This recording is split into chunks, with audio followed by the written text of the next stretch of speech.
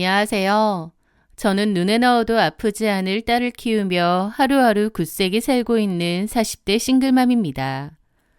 지금은 이렇게 웃으며 얘기를 할 수 있지만 제가 이혼한 이야기는 정말 기가 막히고 코가 막힌 막장 드라마 그 자체입니다.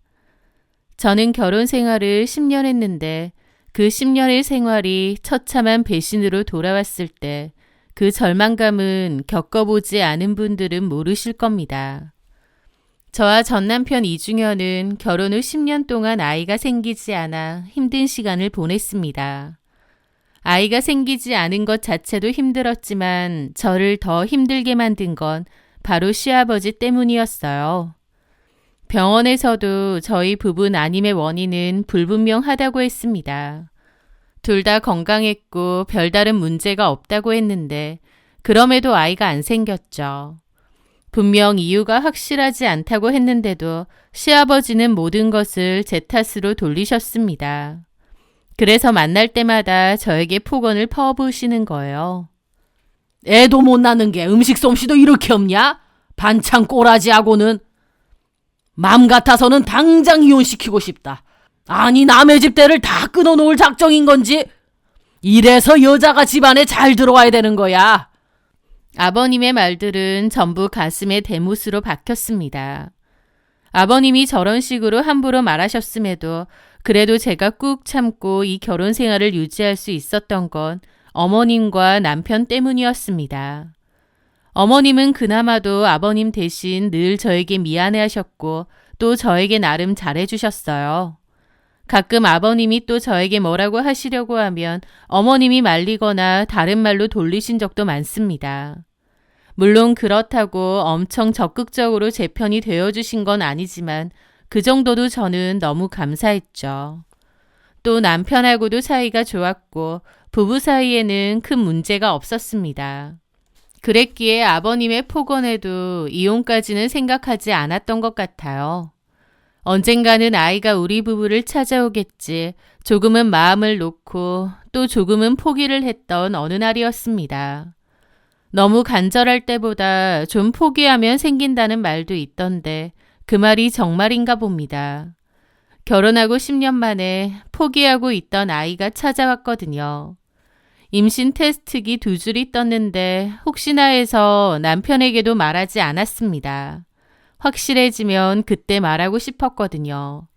그래서 혼자서 병원에 가서 확인을 했는데 병원에서 임신 5주차라는 겁니다.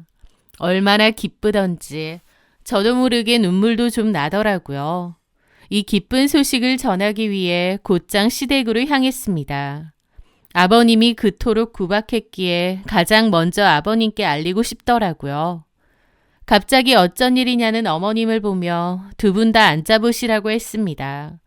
그리고 떨리는 손으로 가방에서 초음파 사진을 꺼내 테이블 위에 올려놓았습니다. 어머님, 아버님, 저 임신했어요. 순간 아버님은 돋보기를 급하게 찾아 끼시더니 사진을 뚫어져라 쳐다보셨습니다. 아니 이게 정말이냐? 임신? 네, 오늘 병원 가서 확인하고 오는 길입니다. 어머나 세상에, 어디 보자. 요 조그만한 게 우리 손주라니. 아유, 잘됐다, 잘됐어. 너무 고생 많았다, 아가.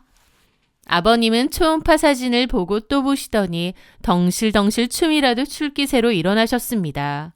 아이고 드디어 이렇게 임신이 될 걸 그렇게 안달복달 오래도 기다렸네. 잘됐다 잘됐어. 너 오늘 밥 먹고 가라. 집에 한우 세트 선물 들어온 게 있는데 당장 우리 며느리 고기부터 구워줘야지. 저한테 막말을 일삼던 아버님이 맞나 싶을 정도로 태도가 180도 바뀌더군요. 그 뒤로 아버님은 차가운 데 앉지 마라, 담요 덮어라, 잘 챙겨 먹어라 등등 저를 막 챙겨주시는데 좀 울컥하더라고요. 아버님한테 그동안 받았던 서러움이 눈 녹듯 사라지는 것 같았고 때마침 저에게 찾아와준 아이에게도 너무나 고마웠죠. 그날 저녁 남편에게도 임신 소식을 전했는데 남편은 갑자기 임신 소식을 듣자마자 펑펑 눈물을 쏟는 겁니다. 그 모습에 저도 너무 당황했죠. 기뻐할 줄은 알았지만 눈물을 다 쏟다뇨. 남편도 이렇게까지 아이를 기다렸다고 싶어서 저도 눈물이 핑 돌았습니다. 왜냐면 사실 남편은 언젠가부터 그냥 포기하자고 우리끼리 잘 살자고 했었어요. 더 이상 임신 시도를 하지 말자면서요. 남편보다는 제가 더 아이를 갖고 싶었습니다. 저는 원래도 아이를 좋아하고 이왕이면 많이 낳고 싶었거든요. 그런데 하나도 안 생기니 더 안달복달 했던 거죠. 그런데 남편은 임신 사실을 알고 펑펑 우는 겁니다. 그 우는 모습에 저도 남편을 꼭 안고 같이 울었습니다. 그렇게 좋은 거야? 너무 좋아서 우는 거지, 당연히. 으이그, 무슨 애도 아니고 이렇게 울어. 근데 나도 눈물 난다. 병원에서 임신 맞다고 하는데 나도 모르게 눈물이 나더라고. 그렇겠지. 자기가 많이 기다렸잖아. 참 잘된 일이네. 그렇게 저희 부부는 한참이나 기쁨의 눈물을 흘렸습니다. 그동안 마음고생한 게 스쳐 지나갔죠. 저는 그토록 간절했던 저를 찾아와준 우리 복덩이 아이가 너무 고마웠습니다. 그런데 몇 개월 뒤 성별이 나왔어요. 산부인과에 갔더니 핑크색 옷을 준비하면 좋을 것 같다고 하시더라고요. 저는 아들이든 딸이든 다 너무 좋았기에 만족했습니다. 그런데 시아버지는 딸이라는 사실을 알자마자 바로 태도가 또 돌변했어요. 잘못 듣기라도 한 양 미간을 확 찌푸리시더라고요. 뭐? 딸이라고? 아니 왜 딸이야? 제가 성별을 정하는 것도 아닌데 저한테 막 따지시는 거예요. 10년을 기다렸는데 고작 계집애? 에잉, 재수가 없으려니. 저는 그 말에 너무 놀랐습니다. 아버님, 무슨 말씀을 그렇게 하세요? 나는 네가 아들 임신한 줄 알고 기뻐한 거다. 딸이라니. 너는 임신을 해도 꼭 딸을 임신하고 난리야. 아버님, 제가 성별을 정하는 것도 아니잖아요. 그리고 저는 딸도 좋아요. 제 말에 아버님은 저를 매섭게 노려보시더라고요. 어머님도 그만하라고 아버님을 말렸습니다. 그날부터 또다시 아버님의 막말이 시작되었어요. 딸 임신한 주제에 라는 말을 툭하면 하셨죠. 저도 더 이상은 못 참겠다 싶어 아버님의 호출을 거부하기로 했습니다. 남편에게도 말했죠. 아버님 해도 너무하신다고. 여태까진 그래도 시댁 어른들이니까 내가 좋게 참고 삭히려 했는데 이제 우리 아이한테까지 그러는 거 보니 못 참겠다고요. 그런데 남편의 반응이 이상한 겁니다. 원래라면 저한테 미안해하면서 여태까지 참은 거 안다고 이제 그만해도 된다고 이럴 줄 알았습니다. 그런데 제 말에 귀찮다는 듯 인상을 팍 쓰더군요. 아버지가 옛날 분이라 그런 건데 그런 것도 이해 못해? 당신이 좀 맞춰드리면 되잖아. 아버지는 아들 손주 원했는데 아니니까 실망해서 좀 하시는 소리 가지고 그리고 호출을 거부한다니. 그러면 아버지가 불러도 안 간다는 거야?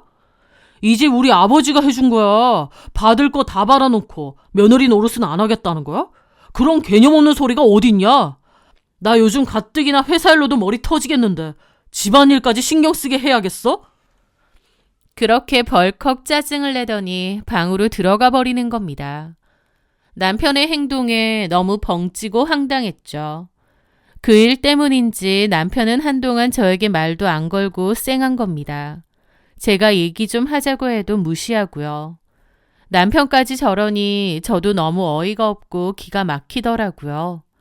그렇게 저는 남편에게 따졌습니다. 나한테 왜 이러는 거야? 더 이상 아버님한테 안 가겠다고 해서 시위하는 거야? 당신 정말 너무한다. 아버님이 나한테 그동안 어떻게 했는지 뻔히 알면서 그나마 나니까 참은 거야. 다른 여자들 같았으면 진작에 이혼 소리 던졌어도 10번은 더 던졌어. 입장 바꿔서 우리 부모님이 당신한테 그런다고 생각해봐. 어떻게 당신이 나한테 이래? 그런데 제 말에 남편이 저를 흘겨보더라고요. 내가 아버지 때문에 이러는 줄 알아? 뭐라고? 그러면 다른 이유가 있다는 말이야?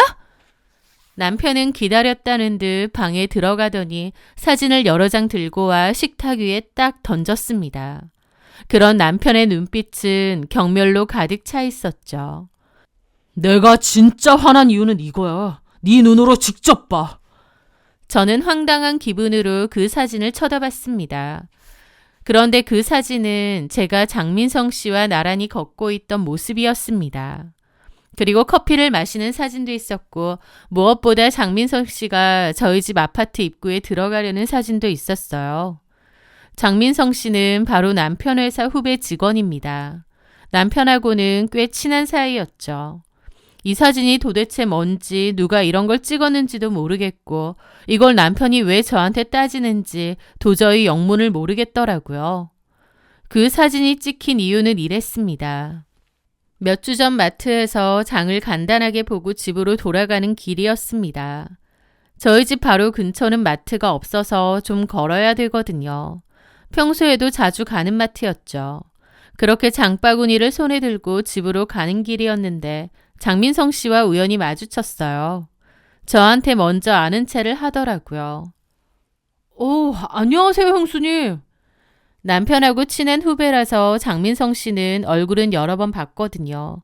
같이 밥을 먹은 적도 있고요. 그래서 저도 잘 알고 있었죠. 어머나, 민성 씨, 안녕하세요. 여긴 어쩐 일로? 지금 회사에 있을 시간 아닌가요? 외근 나왔습니다. 그런데 멀리서 보니까 형수님 보이셔서. 아, 그렇구나. 이리 주세요. 임산부는 무거운 거 들면 안 된다던데요. 제가 들어드릴게요. 무슨요. 이거 무겁지도 않아요. 그리고 지금 일하러 나오신 거 아니에요? 얼른 가보세요. 일 다 끝났습니다. 그리고 어차피 식사 시간이라 밥 먹고 들어가야 되고요. 이리 주세요. 제가 들어드린다니까요. 아니, 진짜 괜찮아요. 아이 참, 주세요. 저는 괜찮다고 하는데 거의 뺐듯이 제 장바구니를 들고 가셨어요. 좀 황당하지만 그래도 도와주시려고 하는 거니 어쩔 수 없이 어색하게 따라갔죠. 그리고 저희 아파트 부근에 왔고 저는 감사하다고 장바구니를 받으려 했습니다. 그런데 장민성 씨가 갑자기 목이 마르다고 하는 거예요. 제 장바구니도 들어주셨으니 제가 집 앞 상가에서 차를 한 잔 테이크아웃해서 드렸습니다. 장민성 씨는 갑자기 자기 얘기를 좀 했고 어쩔 수 없이 카페 앞에 서서 얘기를 좀 들어드렸죠. 어쨌든 그렇게 인사를 하고 다시 가려는데 장민성 씨가 자꾸만 집 근처까지 장바구니를 가져다 주신다는 거예요. 저는 속으로 이 사람 왜 이러나 싶더라고요. 극구 괜찮다고 하는데 그럼 아파트 입구까지만이라도 갖다 준다는 겁니다. 모르는 사람도 아니고 남편의 가장 친한 후배 직원이다 보니 됐다고 단칼에 거절하기가 힘들었어요. 그래서 아파트 입구에 멈춰서서 이제 장바구니를 달라고 했죠. 그분은 그제야 인사를 하고 가시더라고요. 친절하긴 한데 너무 과하다 왜 저럴까 싶었습니다. 하지만 좋은 마음으로 도와주려 했으려니 저도 좋게 생각하고 말았죠. 그런데 바로 그날의 사진들이 찍힌 거고 누가 찍었는지 남편이 제 눈앞에서 이 사진들을 보여주는 겁니다. 이게 무슨 상황인지 감도 안 잡히더라고요. 이게 뭐야? 내가 묻고 싶은 말이야. 이걸 누가 찍었어? 사람 시켰어. 사람을 시켰다고? 왜? 왜인지 왜 나한테 물어? 너랑 장민성이랑 그렇고 그런 사이니까 그렇지. 남편의 말에 저는 너무 어처구니가 없어서 꿈을 꾸나 싶더라고요. 뭐라고? 장민성이 다 불었어. 너 장민성이랑 그렇고 그런 사이라며. 혹시나 해서 사람 붙였더니 이런 사진을 주더라. 장민성이 우리 집까지 드나드는 거야? 당신 도대체 장민성이랑 무슨 사이야? 이게 무슨 말도 안 되는 소리야. 내가 장민성 씨랑 무슨 사이라는 거야? 이날 우연히 마주쳤고 내 장바구니 들어준다고 하더라. 나는 당신이 뭔 소리 하는지 도저히 모르겠어. 제가 억울함에 소리쳤지만 남편은 들으려 하지 않았습니다. 오히려 기다렸다는 듯 독서를 퍼부었죠. 변명하지 마. 어쩐지 10년 동안 안 생기던 애가 갑자기 생겼다더니 혹시 장민성에 임신한 거 아니야? 뭐라고? 기가 막혔습니다. 이게 무슨 말도 안 되는 소린가 했죠. 장민성은 남편 회사 후배일 뿐이고 그날 정말 우연히 만난 것 뿐이었어요. 그런데 남편은 말도 안 되는 오해를 하면서 저를 몰아세우는 겁니다. 저는 손을 떨며 말했죠.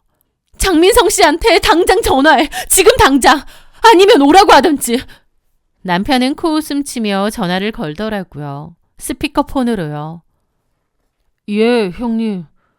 야, 너 똑바로 말해. 너 내 마누라랑 그렇고 그런 사이 맞지? 네가 실토했잖아. 실토를 했다니? 이게 뭔 소린가 싶더라고요. 그런데 장민성 씨가 말하는 게 더 어이가 없었습니다. 예, 제가 말씀드렸지만 죄송합니다. 저 형수님이랑 그런 사이 맞고요.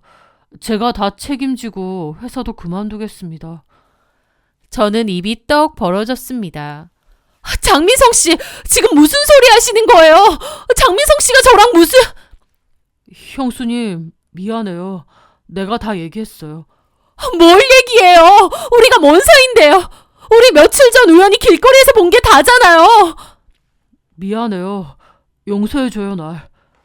제가 꿈을 꾸나 싶더라고요. 남편은 신경질적으로 핸드폰을 끄더니 방으로 들어가 짐을 쌌습니다. 저는 남편을 붙잡았죠. 이건 말도 안 된다고. 나는 장민성 씨와 아무 사이도 아니라고요. 하지만 남편은 제 만류에도 불구하고 저를 확 뿌리치더니 짐을 싸서 나가버렸습니다. 남편이 집을 나가고 저는 넋이 나갔어요. 저는 장민성 씨와 아무 사이도 아닌데 이게 어떻게 된 일인지 영문을 모르겠더라고요. 며칠 동안 저는 거의 넋이 나가 있었습니다. 남편은 제 전화도 받지 않았죠. 회사에 전화해서 장민성 씨 연락처 알려달랬는데 퇴사를 했다고 하면서 개인 연락처라 못 알려준다는 겁니다. 미치고 팔짝 뛰겠더라고요. 그런데 집으로 누군가 찾아왔습니다. 남편인가 했는데 시아버지더라고요. 시아버지는 들어오자마자 얼굴이 시뻘개져서 삿대질을 했죠. 너 바람 펴서 애 가진 거라며? 네? 이 더러운 년. 이 집 내 아들 집인데 나가려면 네가 나가야지. 왜 내 아들을 쫓아내? 당장 꺼져. 아버님, 이건 말도 안 돼요. 저 그런 짓 한 적 없습니다. 하늘에 맹세코 그런 적 없습니다. 당장 안 꺼져? 쫓아내줄까? 하면서 고함을 치는 겁니다. 아버님이 너무 무섭게 화를 내고 고함을 질렀고 자칫 잘못하다가는 뱃속에 아이까지 위험하겠다 싶더라고요. 그래서 저는 도망치듯 짐을 싸서 나왔습니다. 거기에 계속 있다가 아버님이 뭔 짓을 할지 모르겠더라고요. 저는 그렇게 친정을 가게 되었고 부모님께 모든 사실을 얘기했습니다. 부모님도 기막혀 하시더라고요. 그러면서 그 장민성이라는 남자와 내가 아무 관계도 아닌데 어떻게 이럴 수가 있느냐며 이게 말이 되냐고 하셨죠. 저야말로 한장할 노릇이었습니다. 저는 일단 장민성을 찾아야겠더라고요. 그렇게 부모님의 도움을 받아 장민성의 뒤를 캐보았습니다. 저는 임신한 배로 부모님과 장민성을 열심히 찾아다녔어요. 너무 억울했죠. 그 와중에 남편은 저에게 이혼 소장을 보냈고 정을 생각해서 상간소송은 안 하겠답니다. 다만 재산에는 손댈 생각도 말고 조용히 이혼하고 나가랍니다. 저는 절대 이렇게 이혼은 안 할 거라고 내 억울함을 반드시 풀 거라고 했죠. 그렇게 저희 부모님은 수소문 끝에 심부름센터를 알아냈고 장민성 씨에 대해서 알아내달라는 의뢰를 하게 되었죠. 그 와중에 남편과 시아버지는 이혼을 하라고 닥달을 하고 뱃속의 아이는 점차 커져가고 하루하루 피가 마르고 너무 힘들더라고요. 스트레스가 너무 심해 아이가 잘못되는 건 아닐까 싶을 정도로요.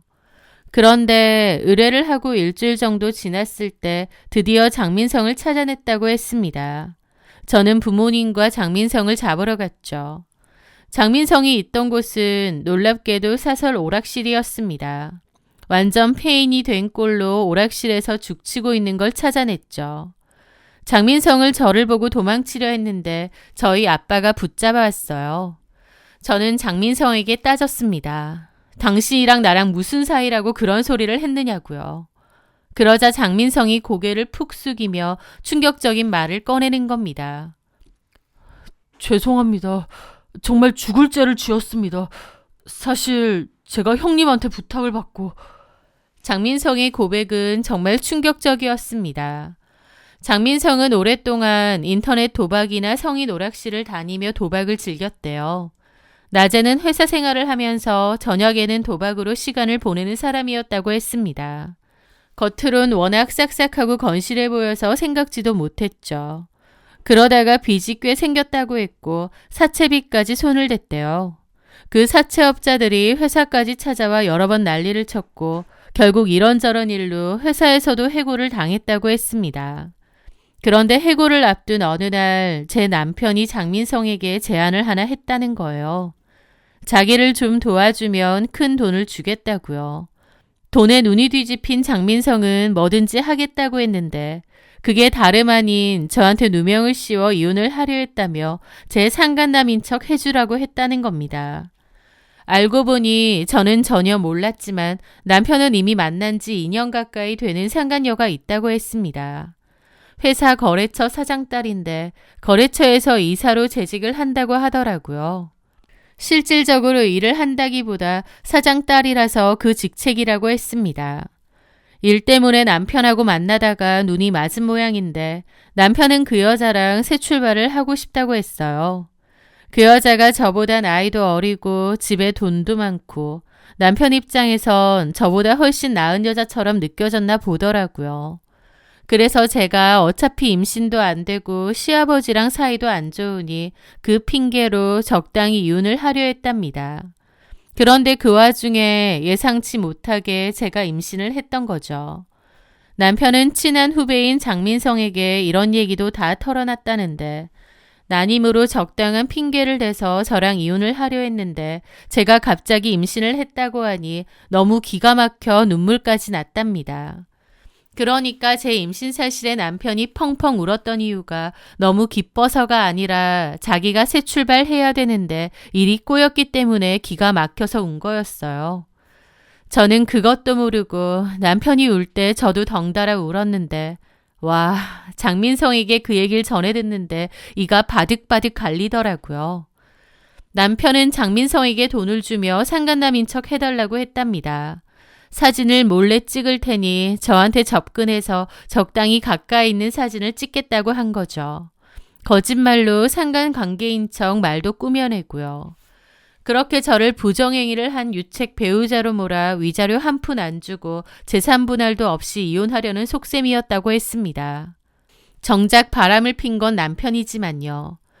그렇게 하고 장민성은 회사를 그만뒀고 남편에게 일정의 돈을 받았답니다.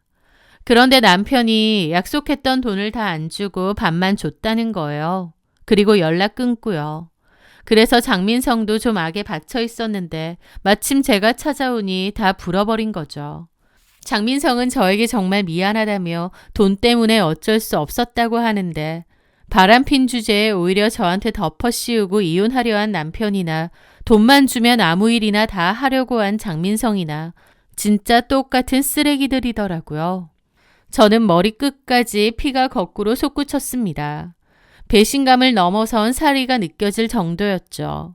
저희 부모님도 경악을 금치 못하고요.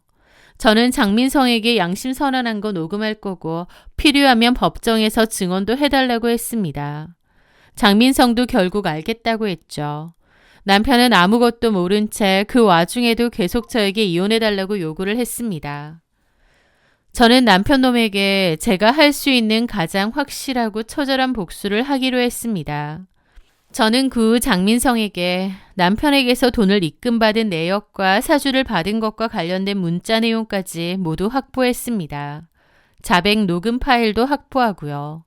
이것은 단순한 이혼 소송이 아니라 멀쩡한 아내를 누명을 씌워 매장하려 했던 범죄를 증명할 결정적 무기였죠. 저는 변호사를 선임해 이혼 소송과 상간녀 위자료 청구 소송을 동시에 준비했습니다. 그러면서 남편에게는 아무것도 모르는 척 문자를 보냈어요. 그래, 당신 말대로 이혼해 줄게. 대신 임신 중이라 몸도 힘들고 정리할 시간이 필요하니 한 달만 기다려줘. 남편은 제가 드디어 이혼을 결심했다고 생각했는지 신이 나서 상간녀와 대놓고 만난 것 같았습니다. 저는 심부름 센터를 통해 남편이 상간녀와 만나는 증거들을 다 확보했죠. 남편 놈은 그때까지 저와 이혼하고 그 상간녀와 새 출발할 수 있을 거라 기대했을 겁니다. 그 상간녀네가 집이 탄탄하다고 하니 더욱 그랬겠죠. 하지만 남편 놈이 원하는 그런 일은 절대 없을 거라고 이를 갈았습니다. 드디어 약속한 한 달 뒤 저는 남편 회사 감사팀 앞으로 두툼한 서류 봉투를 보냈습니다. 발신인은 법무법인이었죠. 남편이 부하 직원에게 돈을 주고 아내를 불륜녀로 조작하려 한 증거와 그리고 거래처 이사와의 부적절한 관계를 증명하는 자료들이었습니다.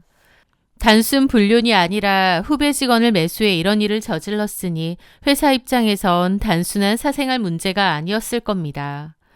남편의 회사는 뒤집어진 모양이고 사내 게시판과 블라인드 앱도 그 일로 몽땅 뒤집어진 모양이었죠. 제 남편은 와이프 내쫓으려고 후배 매수해서 자작극 벌이고 뒤로는 거래처 이사랑 바람을 피우고 있던 천하의 파렴치한 인간으로 난리가 났으니까요. 그 일로 회사가 꽤나 시끌시끌했던 것 같고 결국 징계위원회가 열리기도 전에 남편은 권고사직 형태로 쫓겨나듯 회사를 나왔다고 하더라고요. 상간녀 역시도 아버지 회사에서 이사 타이틀을 달고 있었지만 실상은 놀고 먹는 무늬만 임원이라고 했습니다. 그 집 역시도 발칵 뒤집혔다고 했어요. 그 거래처 사장님은 자기 딸이랑 제 남편이랑 만나는지 몰랐다가 모든 걸 다 알게 된 모양인데 그냥 불륜도 아니고 본처를 내쫓기 위해 이런 일까지 벌였다는 사실에 기가 막혔겠죠. 제 남편에게 전화를 걸어 다시는 내 딸 주변에 얼씬도 하지 마라 으름장을 놓았다는 얘기를 전해 들었습니다. 상간녀 역시도 남편이 그렇게 진지한 상대는 아니었던 모양이었는지 바로 남편과는 정리를 했다고 하더라고요. 저는 그간 시아버지가 저에게 했던 폭언들에 대한 증거도 있었기에 시아버지도 같이 위자료 청구 소송을 했습니다. 소송을 당한 시아버지가 펄쩍 뛰며 전화를 했기에 제가 그랬죠. 바람피고 온갖 더러운 짓, 추악한 짓 하고 다닌 건 내가 아니라 당신 아들이라고. 당신도 남의 집 엄한 딸 잡지 말고 본인 자식이나 똑바로 키우지 그랬냐고요. 저는 살면서 어른한테 저렇게 말해본 적이 없는데 시아버지한테는 너무 맺힌 게 많아서 정말 악다구니를 쓰며 다 쏟아냈던 것 같습니다. 시아버지가 전화 뒤에서도 뒷목 잡고 넘어가는 게 보일 지경이었죠. 저는 진짜 하고 싶은 말 다 쏟아붓고 다시는 전화하지 말라고 하고 끊었습니다. 그 후 남편과는 지루한 소송을 이어갔습니다. 저는 결혼 생활 10년이 되었다며 위자료랑 별개로 재산분할 반을 요구했거든요. 회사에서 잘리고 상간녀한테도 버림받은 남편은 재산은 포기 못하겠는지 갖은 수를 쓰며 버텼습니다. 하지만 지가 그런다고 법적으로도 안 되겠나요? 저는 위자료는 물론 제가 만족할 만한 재산 분할까지 받아왔습니다. 그렇게 소송을 이어가는 사이에 예쁜 딸아이를 출산했어요. 친정 부모님이 많이 도와주셔서 잘 키우고 있습니다. 그렇게 모든 이혼 관련 처리가 끝이 나고 지금은 아이와 함께 행복하게 잘 살고 있습니다. 남편에게 받은 재산 분할 금액으로 작은 카페를 운영하고 있습니다. 친정 부모님 사시는 아파트 상가예요. 요즘은 그 다사다난했던 지난 일들이 마치 전생처럼 느껴질 정도로 평온하게 잘 지내고 있습니다. 저를 모함하고 벼랑 끝으로 내몰려던 전 남편 놈의 악행들. 이런 일까지 당한 사람은 흔치 않을 것 같네요. 하지만 하늘은 견딜 수 있을 만큼의 시련을 준다는 말도 있잖아요. 다르게 생각해보면 제가 그만한 시련을 견딜 수 있는 사람이라는 뜻도 되는 것 같습니다. 그리고 그 험하고 기막힌 일들은 저를 더 단단하게 만들어주는 것 같기도 합니다. 왜냐면 저는 이제 어지간한 일로는 꿈쩍도 하지 않을 만큼 강해졌다고 믿거든요. 얼마 전 시아버지가 딸이라도 좋으니 아이 좀 보여달라며 연락을 했는데 저는 답장도 않고 바로 차단했습니다. 딸아이라고 그렇게 난리칠 땐 언제고 이제 와선 아쉬워하는 그 모습이 어이가 없더라고요. 저는 저희 아이를 위해서 좀 더 마음도 단단히 먹고 굳세게 살 겁니다. 제 사연 들어주셔서 감사합니다.